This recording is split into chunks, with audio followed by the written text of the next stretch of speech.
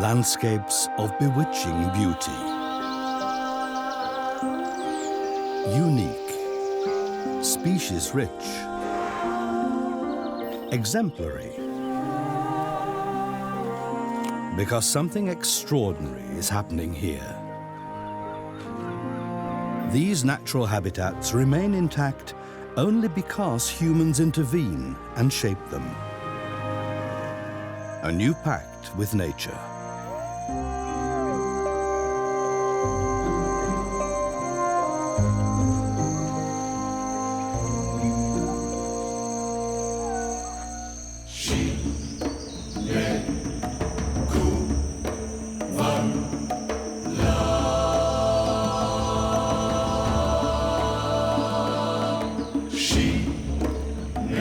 An area of vast rainforests at the heart of Africa, the northern region of the Republic of the Congo. There are landscapes here that no tourist has ever seen. It's the home of the gorillas, more precisely, the western lowland gorillas. There are more of these great apes living here than anywhere else.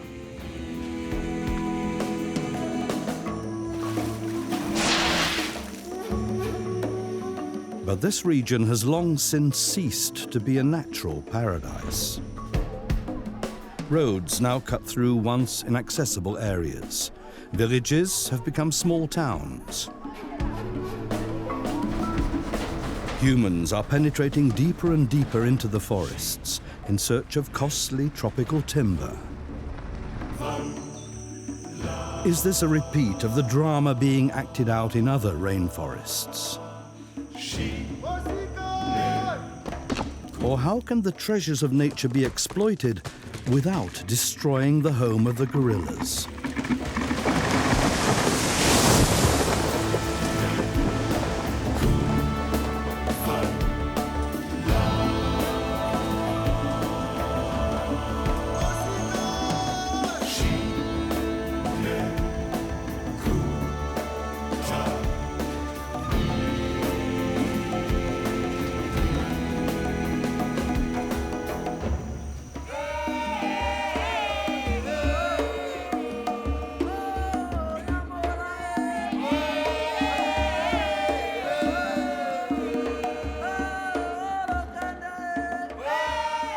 The Odzala-Kokua National Park is one of the oldest in Africa.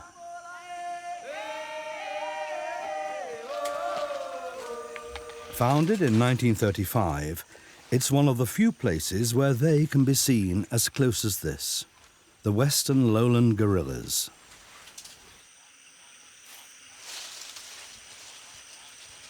They are the most widespread subspecies of gorilla.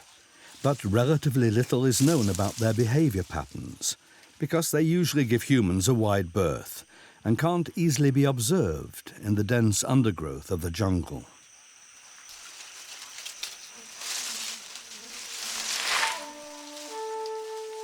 Despite their shyness, their curiosity often prevails, especially among the younger animals.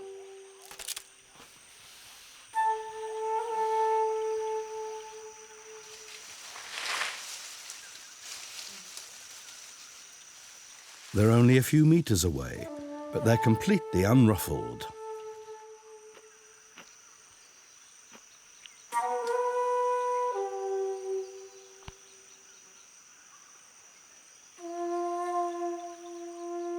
The smallest of them come closest. They know, of course, that their father is keeping an eye on them. 160 kilograms of muscle mass. He's the head of a proud family of 22 gorillas.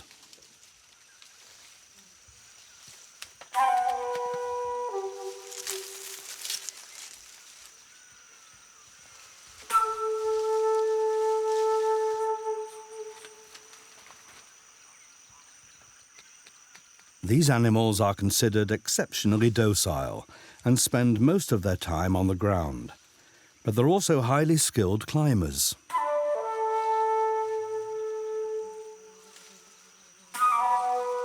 This idyllic scene can easily obscure the fact that they're a critically endangered species.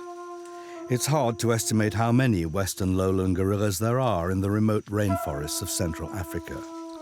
Since researchers have discovered new populations in recent years, the total number is thought to be around 316,000. It's a unique experience to watch a fully grown gorilla male engaged in his favorite activities, eating and sleeping, sleeping and eating.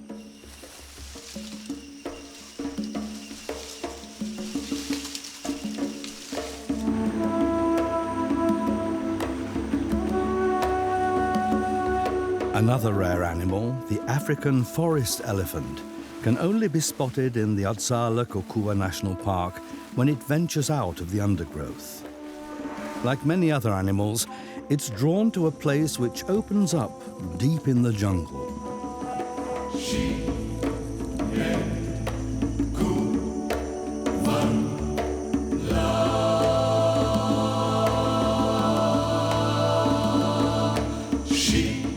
This natural swathe extends through the forest for 1.5 kilometers. Clearings like this are a special feature of forests in the Congo basin.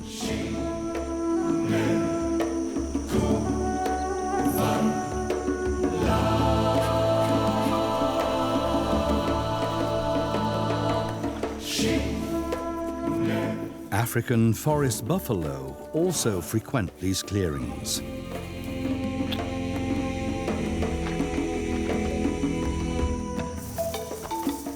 Whether it's Sitatunga antelopes or African fish eagles, the animals find something here that they need for survival: minerals in the soil.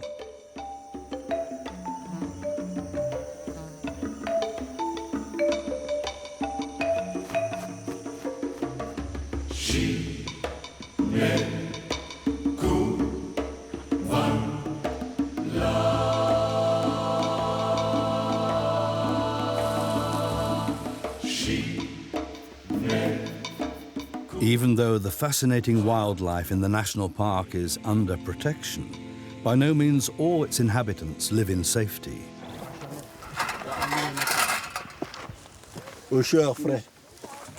A greater spot-nosed monkey, or what's left of it.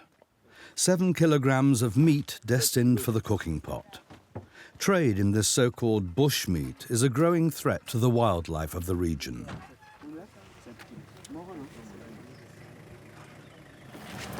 The eco-guards are armed rangers tasked with stemming the trade in bushmeat. Nearly every vehicle they stop at the checkpoint is full of dead long-tailed monkeys or small antelopes. They see hundreds of carcasses like these every day. The problem is that they can't simply confiscate this meat.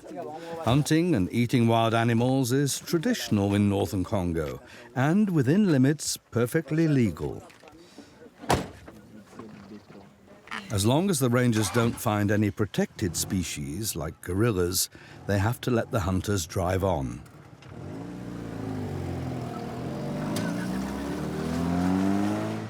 They can't prevent the hunting of wildlife, just check that the hunting laws are observed. But sometimes, even when the laws are breached, their hands are tied. For the regional authorities, it's more important that the local population has enough to eat than that nature is protected. Là, vous voyez, normalement, le commerce de la viande de la faune est strictement interdit. Normally, commercial trade in bushmeat is strictly forbidden at this time because we're in the closed season for hunting. So, we're actually not allowed to authorize the bushmeat trade. But the reality of life in the Sangha province, I don't know whether it's a political matter, but in any case, hunting is the main occupation of the people here. So, we're obliged to help the people. That's the reality. The rangers examine a lot of vehicles every day. Nevertheless, trade in bushmeat is booming. Most of the 80,000 inhabitants in and around the park don't see why they should do without a cheap source of food that's completely normal for them. The national park is administered from Mbomo, a small town on the edge of the conservation area. Some years ago, the non-governmental organization African Parks took over the management. Since then, they've done a lot to try and convince the locals about nature conservation. No easy task.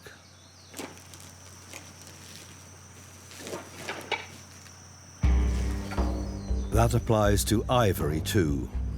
The illegal trade in the white gold has now advanced into the jungle of Central Africa. Even the dense rainforest does not prevent the poachers from mercilessly shooting down the grey giants. What we see here is the ivory seized over the last 18 months.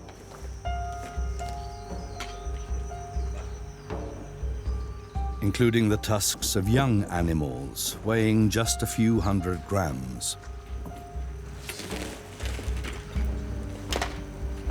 The evidence storeroom of the park also holds the criminals' weapons. Confiscated rifles used by the poachers not just to go hunting for elephants, but also to threaten the rangers.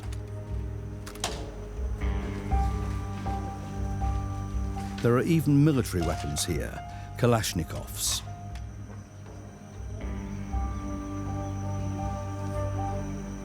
The national park doesn't have the money to put more armed rangers into the fight against poachers. What's also lacking is the support of the people living around the park.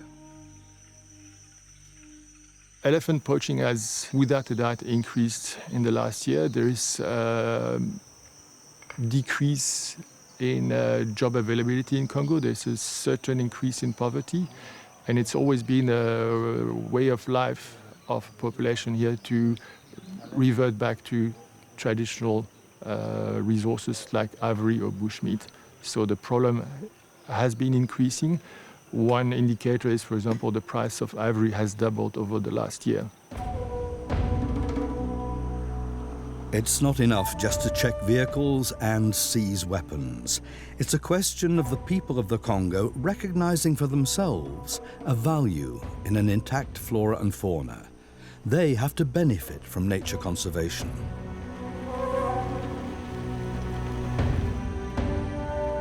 The national park needs allies. How hard that is shown by a visit to Lango, a village of 150 inhabitants in the middle of the jungle.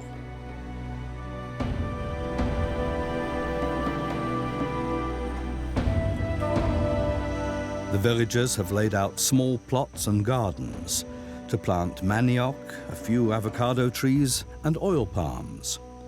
The village regularly receives uninvited visitors from the park. They wait for the right moment to devastate everything. Then it's pandemonium, a deafening noise from over there. And then they attack.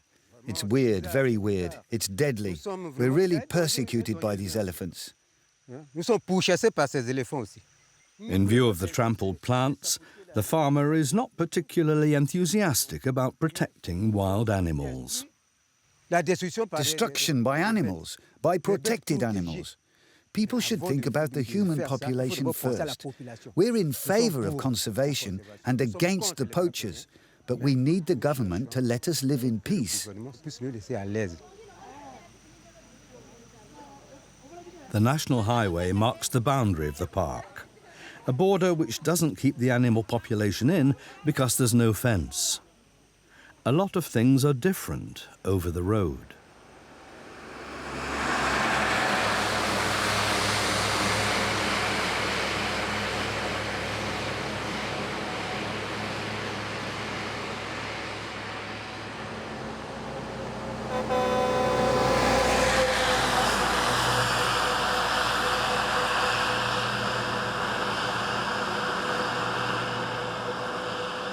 The the guerrillas run out of the national park directly into the neighboring territory of a timber company, into a forest that's exploited commercially. That might be expected to frighten the guerrillas away from this area. But the opposite seems to be the case. Here too, guerrilla families wander through the jungle. It's not uncommon for them to encounter loggers.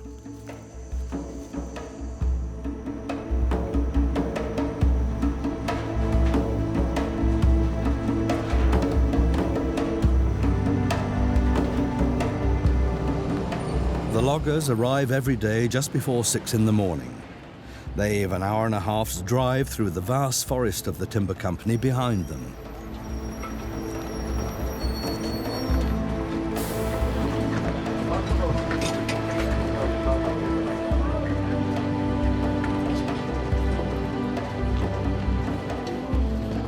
The loggers, with their huge power saws, the lorry drivers and digger operators get ready for their well-paid work. They're employed by the IFO, the Industrie Forestière du Ouest. The company has acquired a forestry concession from the government, giving it the right to utilize the timber from a forest region.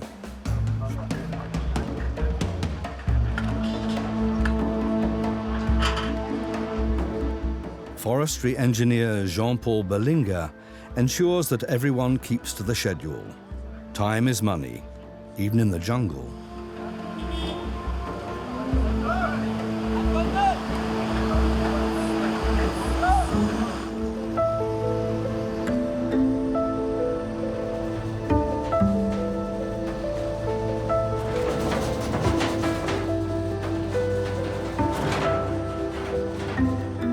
With an area of 11,600 square kilometers, the IFO forest is the biggest forestry concession in the country, over 7 times the size of London.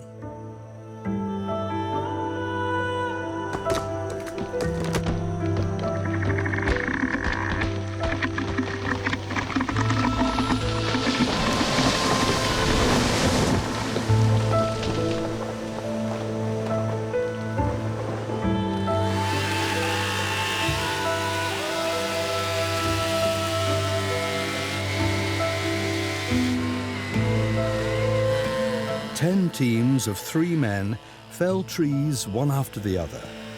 The chainsaw is repositioned again and again.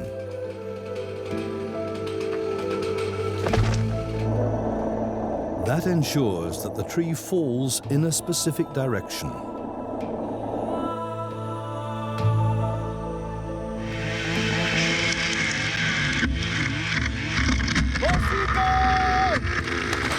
The falling tree must not endanger the loggers or do unnecessary damage to the rest of the forest. Only selected valuable trees are felled. They're each marked with a number, so their processing can be traced, from the forest to buyers around the world. 2 pieds, il y a 2 talis, et on rote. On commence par le deuxième, et on sort. The loggers in the IFO forest follow a detailed plan. They all carry maps of the area to be felled. These not only show the position of the trees to be felled, above all, they mark the trees and areas to be left untouched. Felling trees does not necessarily mean destroying the forest. We don't cut down all the trees by any means. We're only allowed to fell trees with a given minimum diameter. So it's not destruction, but a form of harvesting, and it's completely accountable, with as little damage as possible.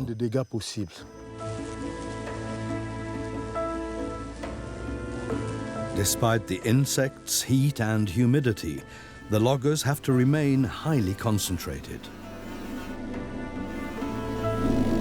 A wrong cut can have serious consequences for the men's safety, the timber quality, or for nature. They try to ensure that the tree falls where it will do least damage or destruction to other trees. But isn't that just fine words in view of pictures like these?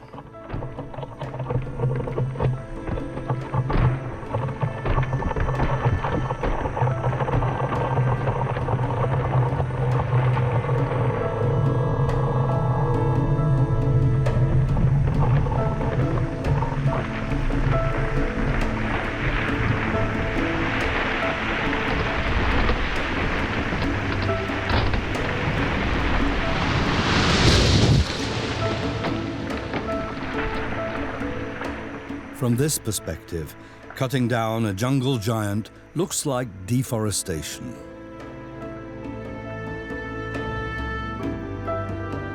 Seeing the whole picture requires a bird's-eye view. The damage caused by the felled tree really is kept to a limited area. There is no wholesale deforestation here. In this forest, on average, just one tree is felled on an area the size of 2 football pitches. And not just for environmental, but also for good commercial reasons. The timber company's business is only secure as long as the forest survives.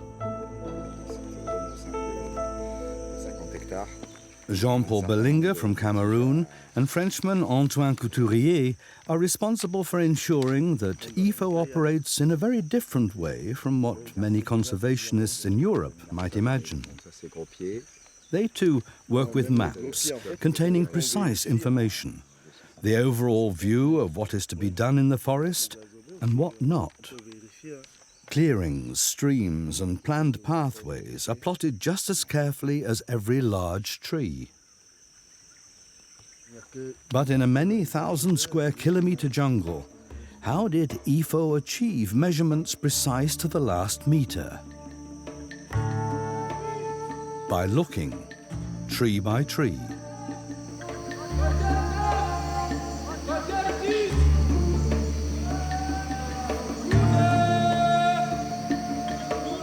Long before loggers enter the forest, these men are hard at work, taking an inventory of the rainforest. Their task is to record which types of trees are growing here and how thick they are.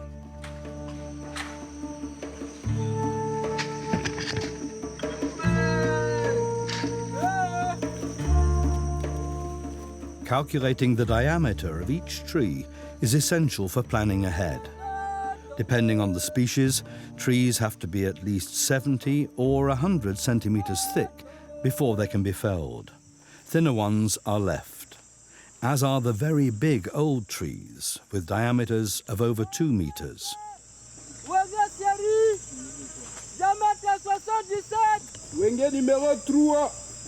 Species, diameter and position are noted down, and the tree is given a number so it can be identified later. All the information is then stored in a database.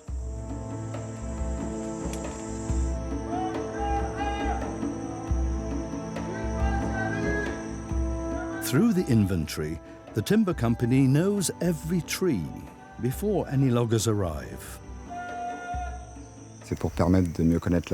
We do this to know the forest precisely, to know exactly how much timber there is, what kind, and what tree trunks are there. We need that for our planning, so we can know how much timber we can harvest by the end of the year.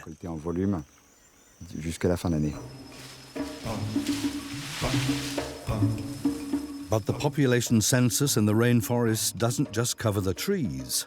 Wildlife is also systematically recorded. Whether it's the black and white colobus monkey or the African forest elephant. In a planned felling area, experts from a conservation organization look in advance for zones in which there are concentrations of animals or rare species.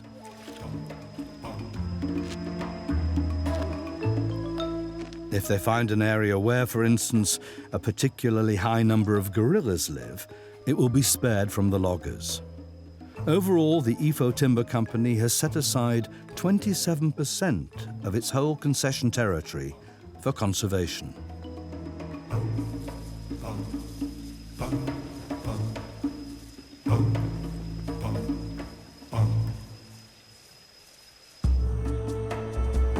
Even in the rest of its land, trees are not felled everywhere. The area in which felling is allowed is divided into 30 zones, and felling takes place in just one of the zones each year. At the end of its forest inventory, the company knows every corner of the felling zone. Every dot represents a tree. This enables them to work in a very efficient and therefore cost-saving way. In 2017, precisely 45,482 trees could have been felled. In fact, more than half of them were left standing. This forest zone can regenerate in time before the loggers return in 30 years.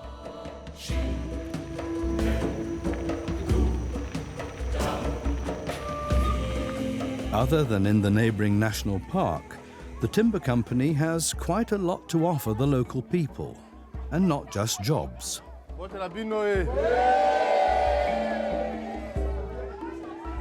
Eric Mbuyu has come to Attention, a village with a good 500 inhabitants. Together with his colleagues from the IFO social team, he explains the company's plans to the locals.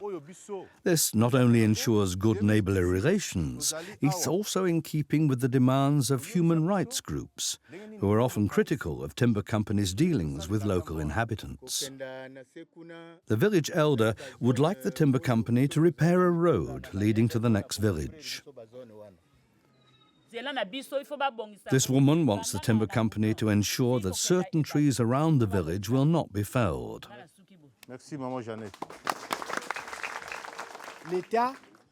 And this man asks if the company could contribute to the wages of the local teachers, since they're often not paid by the state. The forest management plan approved by the authorities requires the timber company to pay into a local development fund. The inhabitants also have a say in how it's used. Nous venons même avant que les activités d'exploitation commencent dans cette assiette annuelle de coupe. We're here before work starts in the felling zone. When we reach agreement, we'll draw up a contract to be signed by everyone involved. Only then can the company begin to fell trees. We've just been talking with them about the felling zone for the coming year.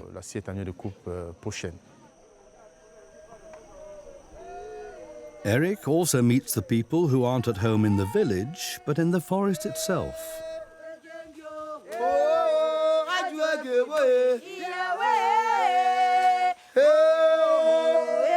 They belong to the Baka and Mikaya pygmy peoples who live predominantly in and from the forest.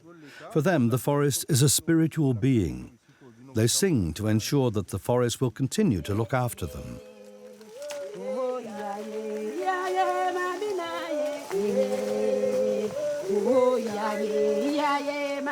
The work of the timber company is introducing a new era into their lives. But they too have a say in what happens.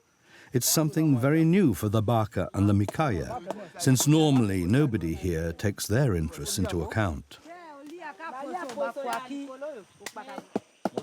A large P is painted onto this wild mango tree. It tells the loggers that the tree is protected. Its fruit is an important source of food.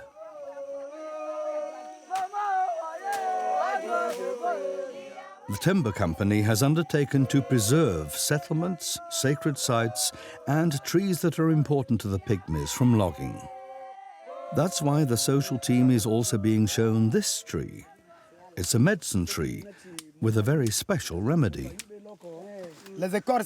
The bark is for settling problems. When there's a dispute, if a thief doesn't admit that he's stolen something, we take the bark, crush it, and put it in water. Then we put drops of the water into the eye. We find out if you're guilty because it blinds you. Fortunately, the arbitration powers of the bark take effect before it's applied. For fear of losing their sight, so far every guilty person has confessed. Using a GPS device, a Pygmy woman determines the precise location of the tree so that it can be recorded in the logger's maps. The singing moves everyone on to the next tree with magical powers, a sort of anti-migration tree. If a husband leaves and won't come back, the wife takes the bark of this tree and eats it, mixed with a local pepper. She cries out, "Husband, come back! Husband, come back!" And it works. He'll come back.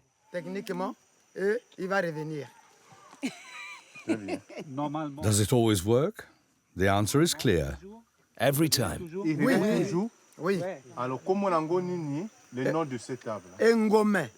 Responsible forestry includes respect, not only for nature, but also for the traditions of the forest dwellers. In addition, the timber company provides jobs and financial support for the villagers. So no one here is against the trade in tropical woods.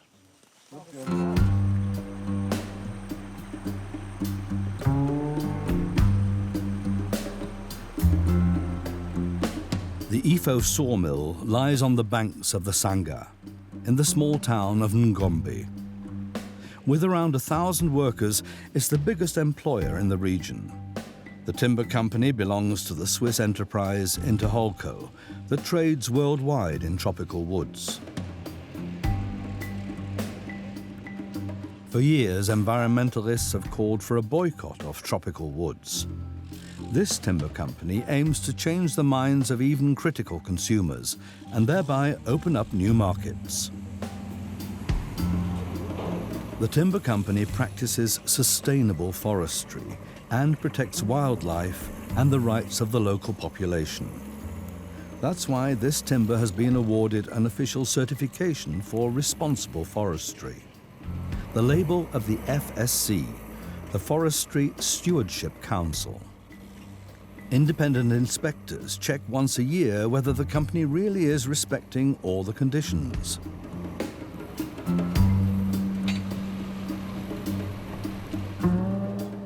Among experts, the Ifo is regarded as an exemplary company in terms of sustainable forestry.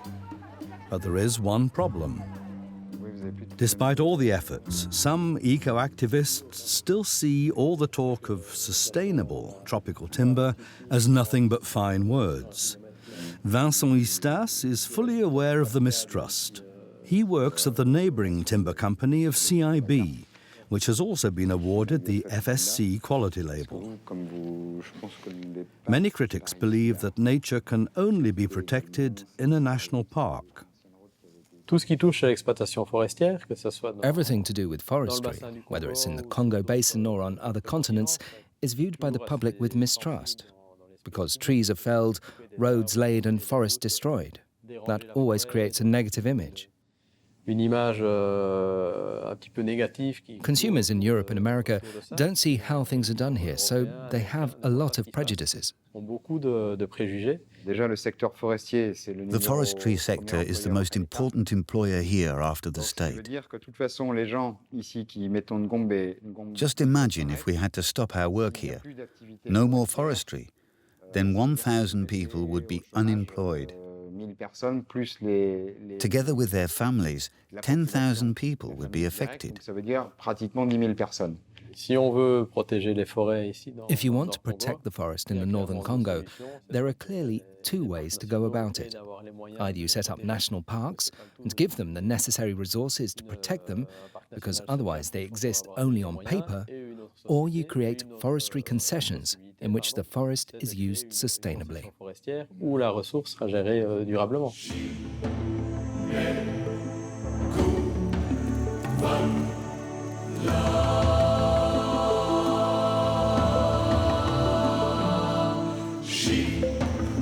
The two FSC-certified timber companies really do keep to the rules, as is demonstrated by their regular controls.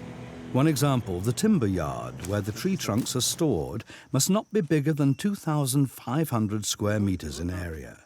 This is measured precisely by GPS. 002.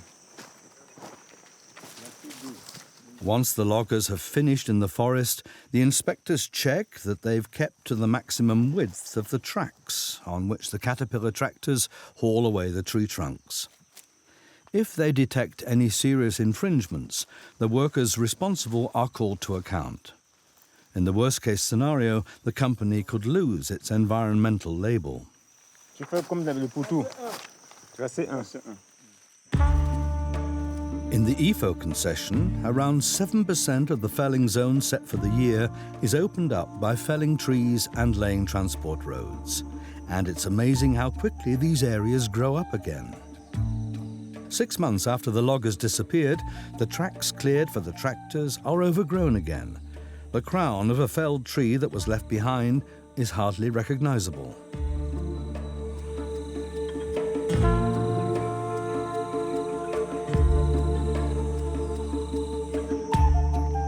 And after 10 years, it's virtually impossible to find a forest area where trees were felled. According to the GPS, one such area was exactly here. 10 years later, and the forest is hard to distinguish from primary rainforest. Environmentally responsible forestry pays off for the timber company because they want to use the forest again in the future. But how does the work of the loggers affect the lives of the gorillas? How well or how badly do the great apes fare in the EFO forestry concession? To find out, independent scientists have counted the animals, or rather the sleeping nests they build from plant material every day. The biologists conducted their gorilla count twice, in 2007 and 2014, to find out if numbers had gone up or down.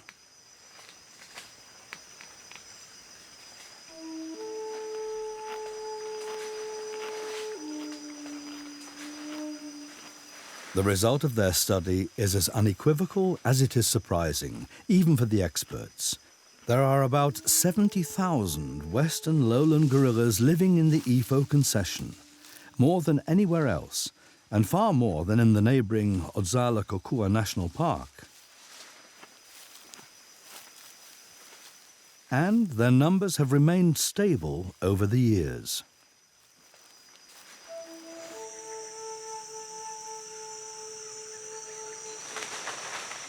In contrast to many other regions, the gorilla population has not declined here. And that's good news for the timber company too, because the gorillas eat the fruits of the trees, thereby disseminating the seeds. So they contribute to the regeneration of the forest. Against all prejudices, the gorillas have no problem in sharing the forest with the loggers.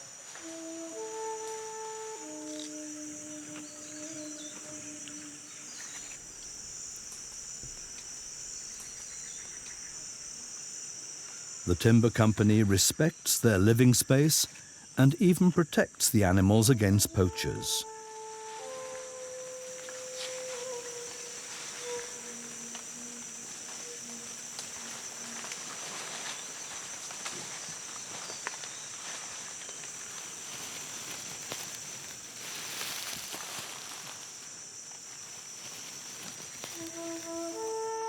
But it's not just protection that the FSC-certified timber companies offer the gorillas.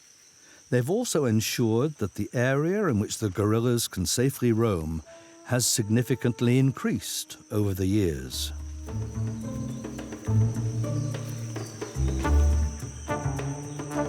The secure home of the gorillas in the north of the Republic of the Congo has now grown to nearly twice the size of Belgium. This success is due not just to the national parks, but above all to two timber companies that the outside world has so far hardly even heard of. Does what's been achieved for the gorillas also apply to the forest elephants? Again and again, forest engineer Jean-Paul Berlinga sees the odd one of these rare animals in the EFO forest. No one knows exactly how many elephants live here, though. They're difficult to count. They cover long distances and they're roaming.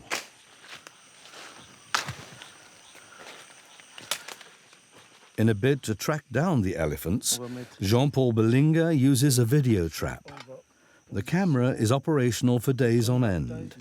It's triggered automatically by movement and then films short sequences.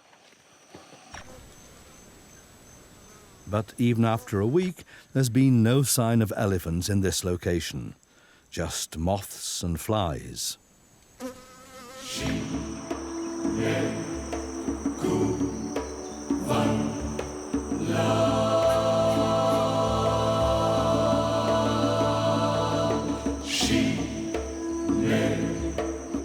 Another try in Ignoli, a village on the national highway which lies between the timber company's territory and the Otsala-Kokua National Park. The village has been abandoned. The last 16 villagers moved away 2 months ago because their village was repeatedly visited by forest elephants. The grey giants were particularly interested in the village's oil palm plantation. Do they still keep coming back?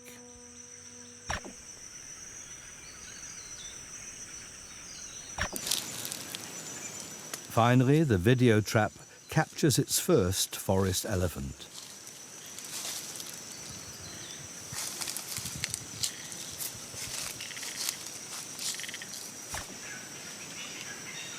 Its tusks have a somewhat different colouring, which makes them especially sought after by poachers.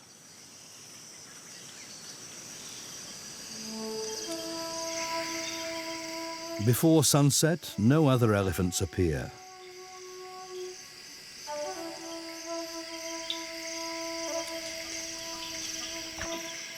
But fortunately, the video trap can also film in the dark.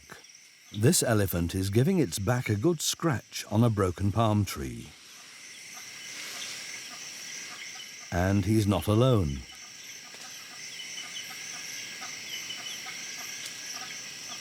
Gradually, a small herd appears. Before long, they're quarreling about who should eat first.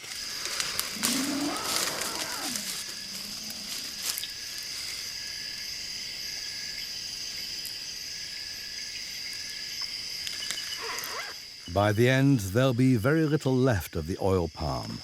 No wonder many locals see the elephants as a scourge.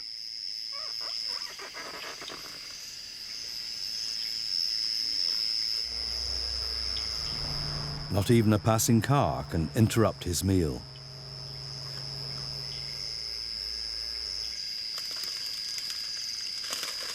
While the biologists were counting the gorillas in the logging concession, they also looked for traces of forest elephants. Finally, they estimated their number in the Ifo territory at between 3,000 and 4,000.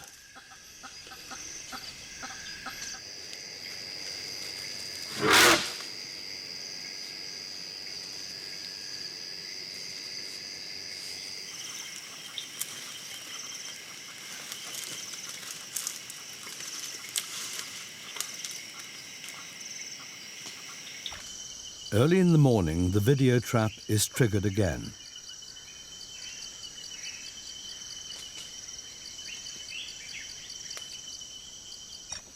And again shortly after. 3 men carrying a Kalashnikov and blood-stained sacks. Poachers. Unaware of being watched, they're obviously following the tracks of the elephants. These pictures will later help the rangers in their hunt for the poachers.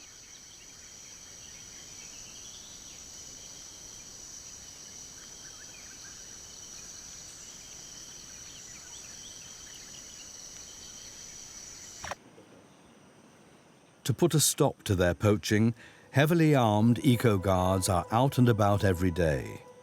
The FSC-certified timber companies also pay for these rangers, who work closely with the national parks.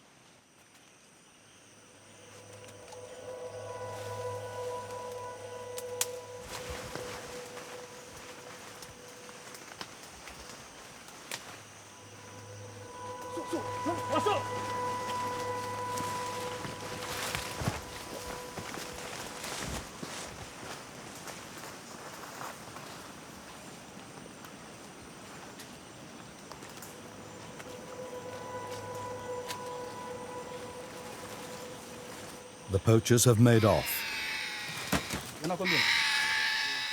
But they left behind part of their booty.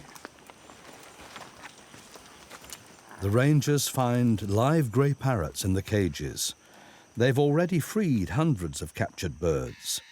The trade in grey parrots is the latest business venture of the poachers. The birds were ordered by people in Brazzaville or Kinshasa.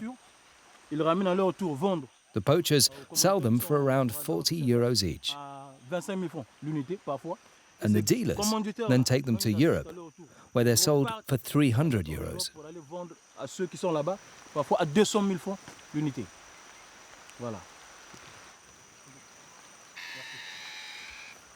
Illegal hunting and the escalating trade in living animals, bushmeat and ivory are serious problems for species conservation. But an even greater threat to nature in the northern Congo comes from a different direction.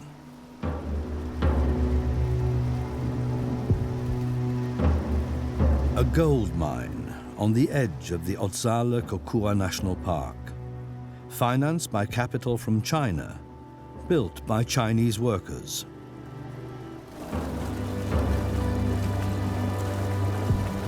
The earth below the rainforest is full of valuable minerals. The forest is completely destroyed and the soil is panned for gold. No trees will grow in this devastated area for a long time. And this is just a small mine, which is testing to see whether industrial mining would be profitable. Gold prospectors have already been looking around the Ifo territory, but the timber company was able to prevent mining. Unlike the national park, it can offer things that are also of economic benefit: tropical woods and a lot of jobs.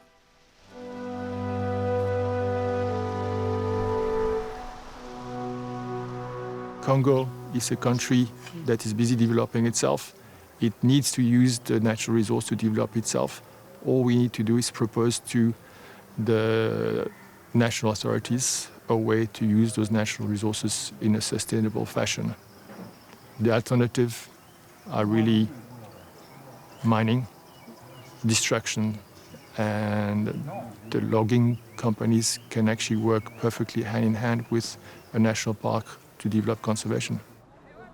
This place is called Paris. The people here are celebrating the completion of 22 wooden houses. What's succeeded here is something not achievable through appeals and penalties alone. People have recognized the value of an intact forest. They are benefiting from sustainable development without destroying the forest. La forêt, qui est une source de vie, doit continuer à vivre, doit continuer à rester. The forest is a source of life. It must continue to live, continue to survive.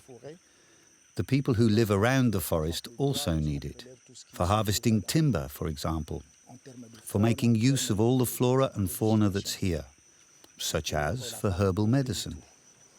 Mais donc, pour For economic reasons, we must be allowed to carry on using everything the forest provides, but we must do so judiciously. The logging village of Ngombe has grown into a town of 10,000 inhabitants.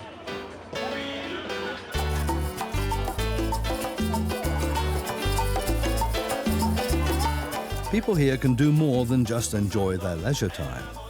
There are 2 football teams, a hospital, clean water, and free electricity for the staff of the timber company.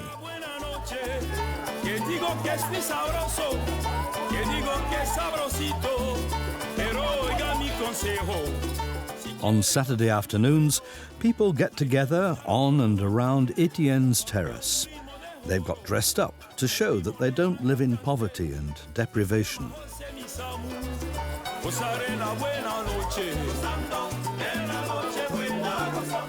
Elegantly turned out, they dance to the songs of the best-known musician far and wide.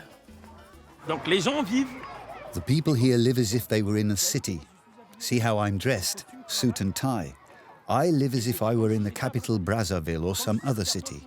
I'm not discomfited when I meet a city dweller. I live in Ngombe, in the middle of the forest, and I live very, very well.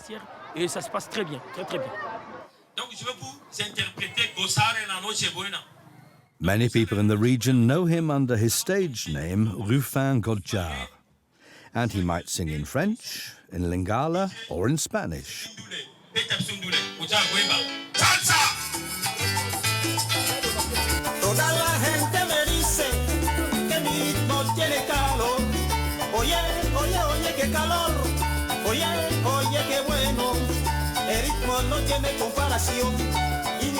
Salsa rhythms are not the only surprise in the north of the Republic of the Congo. The region could become a role model for the whole of Central Africa, for the world's second largest area of rainforest after the Amazon. Nature conservation and tropical timber bearing the FSC label, national parks and sustainable forestry. Together, they represent hope for the rainforest, for the benefit of humans and gorillas.